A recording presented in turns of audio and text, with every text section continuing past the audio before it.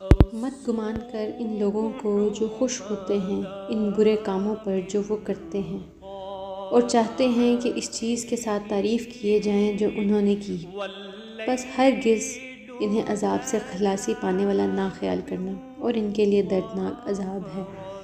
سورہ آل عمران 188 آیت۔ السلام علیکم۔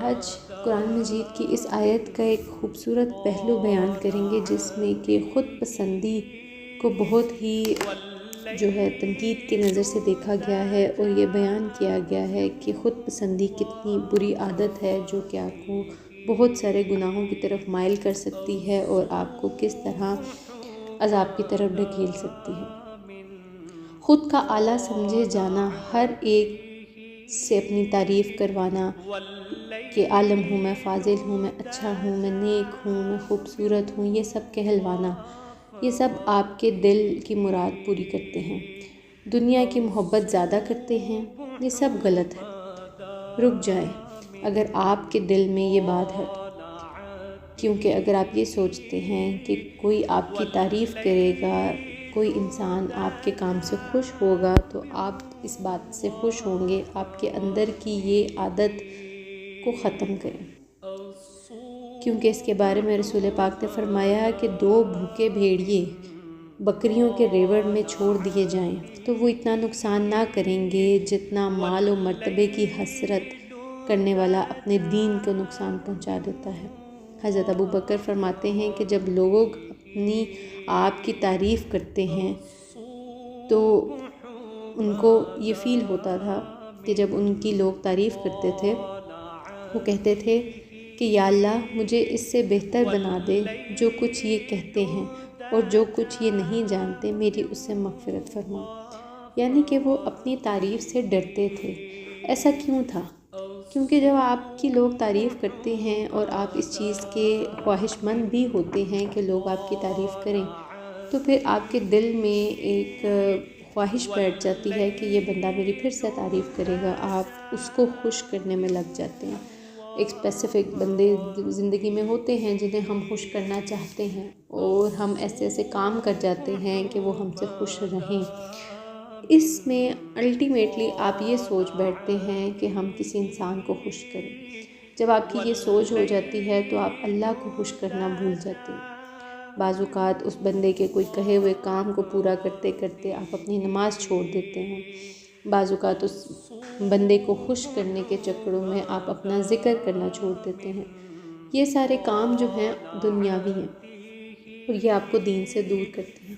جب آپ کے دل میں یہ خواہش نہیں ہوگی کوئی انسان آپ سے خوش ہو، تو پھر آپ اللہ ہی کو صرف خوش کریں گے اور اللہ ہی سے معافی مانگیں گے اور اللہ ہی کو خوش کریں گے۔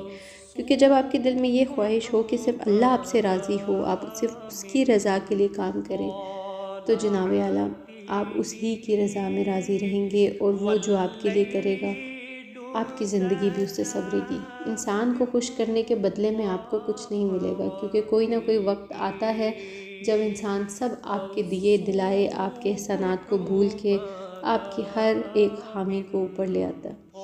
اور جیسا کہ کہاوت ہے کہ دنیا کبھی خوش نہیں ہو سکتی، تو آپ جتنا مرضی کر لیں اس دنیا کے لیے وہ آپ سے خوش نہیں ہوگی۔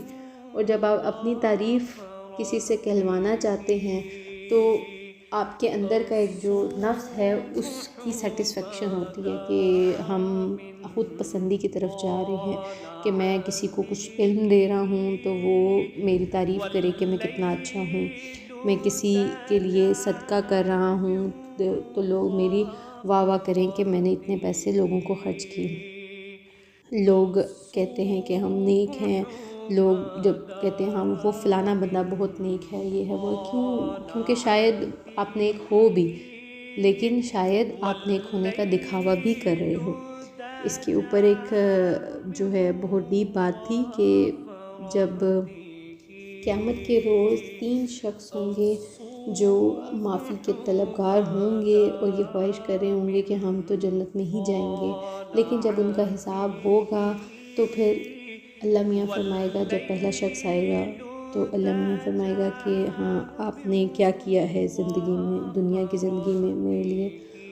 وہ فرمایا گیا کہ اللہ میاں آپ نے مجھے علم دیا تھا، میں نے اس علم کی روشنی سے بہت سارے لوگوں کو سرشار کیا، بہت سارے لوگوں کو علم دیا، تو بہت سارے لوگ راہ راست پہ آئے ہیں میرے دیے ہوئے علم کی وجہ سے۔ پھر اللہ میاں فرمائے گا کہ اسے دوزخ میں لے جاؤ۔ وہ کہے گا کہ کیوں؟ تو اس کے جواب میں پھر فرمایا جائے گا کہ تم یہ چاہتے تھے کہ دنیا کی زندگی میں لوگ تمہاری تعریف کریں، تمہیں عالم فاضل کہیں، تمہیں لوگوں نے کہہ دیا عالم فاضل، اور دنیا میں تمہاری واہ واہ بھی ہو گئی، اس علم کا کوئی فائدہ نہیں جس کی نیت میں کھوٹ تھا۔ پھر وہ گھسیٹتے ہوئے دوزخ میں لے کے جایا جائے گا۔ پھر دوسرا شخص آئے گا، اس سے فرمایا جائے گا ہاں بھائی تم نے زندگی میں کیا کیا، دنیا کی زندگی میں؟ پھر وہ فرمائے گا کہ میں نے کبھی جھوٹ نہیں بولا، میں سچ بولتا تھا۔ تو اس کے اوپر پھر فرمایا جائے گا کہ اسے بھی دوزخ میں لے کے چلے جاؤ۔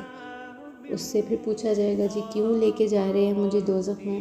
اللہ میاں فرمائے گا کیونکہ تم چاہتے تھے کہ دنیا کی زندگی میں تمہیں سچا کہا جائے، لوگ تمہیں نیک اور سچا کہیں، تمہیں جو ہے راہ راست پر لانے والا کہیں، تو سو دنیا میں تمہیں لوگوں نے تعریف کر دی، تم نے لوگوں کو خوش کر لیا اور لوگ تم سے خوش رہے اور دنیا کی زندگی تمہاری اچھی گزر گئی۔ اب تم نے وہ سارا سچ میرے لیے نہیں بولا تھا، تم نے اپنی خواہش کو پورا کرنے کے لیے بولا تھا، اپنے نفس کو رضا کرنے کے لیے بولا تھا۔ تو یوں وہ بھی دوزخ میں گھسیٹا جائے گا۔ پھر تیسرا آئے گا، وہ کہے گا کہ میں تو اللہ میاں آپ کی راہ میں شہید ہو گیا، میں مجاہد تھا، میں نے آپ کی راہ میں لڑا اور میں شہید ہوا، تو سو میرے لیے تو جنت آپ نے فکس کی ہوئی ہے۔ پھر اسے بھی گھسیٹتے ہوئے دوزخ میں لے کے جایا جائے گا، اور وہ کہے گا کہ مجھے کیوں لے کے جا رہے ہیں؟ تو اس کے اوپر بھی فرمایا جائے گا کہ تم چاہتے تھے کہ دنیا میں تمہیں لوگ شہید کہیں اور لوگ تمہاری تعریف کریں، سو دنیا کی زندگی میں لوگوں نے تمہیں شہید کہا، تمہاری تعریف کی اور وہ تمہاری واہ واہ ہو گئی، سو اب وہ چیز چکھو، کیونکہ تم نے کوئی بھی کام میری خوشی یا میری رضا کے لیے نہیں کیا تھا، لوگوں کی خوشی کے لیے کیا تھا۔ تو اس میں جو سب سے بڑا فیکٹر آ جاتا ہے خود پسندی کا، بیسیکلی کہ آپ کی لوگ تعریف کریں نا، یہ آپ کو ایک زنگ کی طرح کھا جاتا ہے، آپ کے دین کو، آپ کے مذہب کو، تو کیونکہ آپ اپنے نفس کے تابع ہو جاتے ہیں بیسیکلی۔